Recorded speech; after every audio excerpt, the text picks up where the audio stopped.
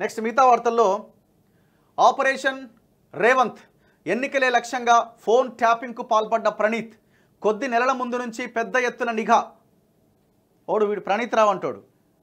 ప్రణీత్ రావు, ప్రభాకర్ రావు, సంతోష్ రావు, KC రావు, ఇదంతా కూడా ఇది ట్యాపింగ్ ముఠా అన్నమాట. ఇది ఆపరేషన్ రేవంత్ ఎన్నికలే లక్ష్యంగా ఫోన్ ట్యాపింగ్కు పాల్పడ్డ ప్రణీత్ కొద్ది నెలల ముందు నుంచి పెద్ద ఎత్తున నిఘా. ఓ ఎస్పీ ఎస్ఐబి అప్పటి చీఫ్ ఆదేశాలతోనే వందల ఫోన్లు ట్యాప్ చేశా మాజీ డిఎస్పీ ప్రణీత్. ఆయన వాట్సాప్ చాట్లో విస్తుపోయే అంశాలు. కేసు దర్యాప్తుపైన ముఖ్యమంత్రి రేవంత్ రెడ్డి ఆరా. ప్రణీత్ రావుతో అంటకాగిన వారి చుట్టూ ఉచ్చు. ఫోన్ ట్యాపింగ్ కేసు దర్యాప్తులో సంచలన విషయాలు వెలుగులోకి వస్తున్నాయి. స్పెషల్ ఇంటెలిజెన్స్ బ్రాంచ్లో ఉండగా ఉన్నతాధికారుల ఆదేశాల మేరకే నాయకులు ప్రముఖుల ఫోన్లు తాను ట్యాపింగ్ చేసినట్లు విచారణలో మాజీ డీఎస్పీ ప్రణీత్ రావు ఒప్పుకున్నట్టుగా తెలుస్తోంది. అసెంబ్లీ ఎన్నికల సందర్భంగా ఏకంగా టీపీసీసీ అధ్యక్షుడు ప్రస్తుత ముఖ్యమంత్రి రేవంత్ రెడ్డిని లక్ష్యంగా చేసుకొని ట్యాపింగ్కు పాల్పడ్డారని తెలుస్తోంది. రేవంత్ ఆయన సహచర బృందం కదలికలను గుర్తించడంతో పాటు ఎన్నికల్లో కాంగ్రెస్కు డబ్బులు ఎక్కడి నుంచి ఏ మార్గాల్లో ఎవరెవరు సర్దుబాటు చేస్తున్నారు అనే వివరాలను ప్రణీత్ ట్యాపింగ్ చేసేవారు. ముఖ్యంగా ఎన్నికల కొద్ది నెలల ముందు నుంచి రేవంత్తో పాటు ఆయనకు అత్యంత సన్నిహితులు సహకరించే అందరి ఫోన్లపైన ట్యాపింగ్ కొనసాగినట్లు ఆధారాలు లభించినట్టుగా తెలిసింది. అప్పటి అధికార పార్టీ బీఆర్ఎస్ ఆదేశాల మేరకు నడుచుకున్న ప్రణీత్ రాజకీయ నాయకులు, పోలీసులతో పాటు ప్రైవేటు వ్యక్తుల సహకారం కూడా తీసుకున్నారు. ఎక్కడికక్కడ తమకు అందుతున్న సమాచారం, ఫోన్ల నెంబర్ల ఆధారంగా ఎస్ఐబి ప్రధాన కార్యాలయం, ఇతర వార్ రూమ్ల నుంచి రోజుల వ్యవధిలోనే వందల ఫోన్లు ట్యాపింగ్కు పాల్పడ్డారు. హార్డ్ డిస్క్ల ధ్వంసం, కీలక పత్రాల దహనం కేసు దర్యాప్తులో భాగంగా ప్రణీత్ ఫోన్లోని వాట్సాప్ చాటింగ్లను దర్యాప్తు అధికారులు పరిశీలించగా బీఆర్ఎస్ నేతలతో పాటు ప్రైవేటు వ్యక్తుల నుంచి వచ్చిన సందేశాలను పరిశీలించారు. ఎన్నికల్లో డబ్బులు ఎవరెవరి చేతులు మారుతున్నాయన్న సమాచారం గుర్తించి కట్టడి చేశారని స్పష్టమైంది. అరెస్టు సమయంలో ప్రణీత్ రావును ప్రాథమికంగా విచారించగా ఒక ఎస్పీ, ఎస్ఐబి అప్పటి చీఫ్ ఆదేశాల మేరకే తాను ఈ బృందం పనిచేసినట్లు వెల్లడించినట్టుగా తెలిసింది. ఎవరు? ప్రభాకర్ రావు. ప్రణీత్ను కస్టడీకి తీసుకొని విచారించేందుకు పోలీసులు సిద్ధమవుతున్నారు. 7 రోజుల కస్టడీ కోరుతూ కోర్టులో పిటిషన్ దాఖలు చేశారు.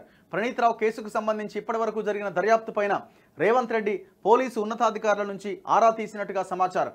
దీంతో వారు సమగ్ర నివేదిక అందించారని తెలిసింది. ప్రణీత్ వ్యవహారంలో వెలుగులోకి వచ్చిన వ్యక్తుల పేర్లు, అనుసరించాల్సిన విధానాలపైన సీఎంకు వివరించినట్టుగా సమాచారం. చట్ట వ్యతిరేకంగా వ్యవహరించిన వారిపైన చర్యలు తీసుకోవాలని సీఎం స్పష్టం చేసినట్టు తెలిసింది. ఉన్నతాధికారుల చుట్టూ ఉచ్చు.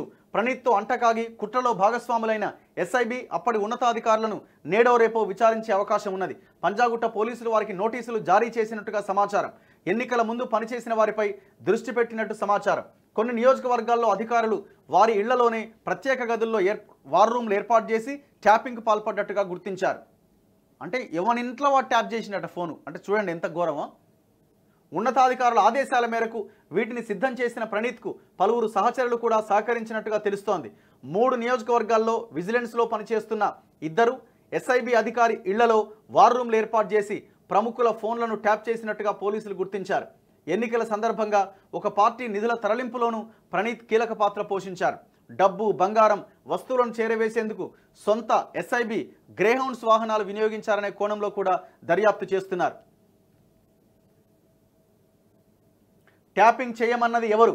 ట్యాపింగ్కు ఎవరు ప్రోత్సహించారు? ఎలాంటి సమాచారం సేకరించారు?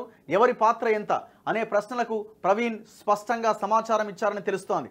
ఈ మేరకు పంజాగుట్ట పోలీసులు స్టేట్మెంట్ రికార్డ్ చేసి సాంకేతిక ఆధారాలు సేకరించారు. ప్రణీత్ ఫోన్ డేటా విశ్లేషించి ఏ నెంబర్లతో ఎంతమందితో టచ్లో ఉన్నారో తెలుసుకున్నారు. ఎవరెవరి ఫోన్లు ఎంతకాలం ట్యాప్ చేశారు తదితర అంశాలను దర్యాప్తు చేస్తున్నారు. రాష్ట్ర వ్యాప్తంగా ఉన్న వార్ రూమ్లకు ఈ డేటా అందించినట్లు అంచనాకొచ్చారు. డేటాను కాపీ చేసిన హార్డ్ డిస్క్లు ఎక్కడున్నాయో దర్యాప్తు చేస్తున్నారట. ఈ దుర్మార్గులు చూడండి, ఈ దుర్మార్గులు సొంత భార్యల ఫోన్లు కూడా ట్యాప్ చేసుకున్నారు అధికారంలో ఉండి ప్రగతి భవన్ కేంద్రంగా. ఏం చెప్తాం ఇక.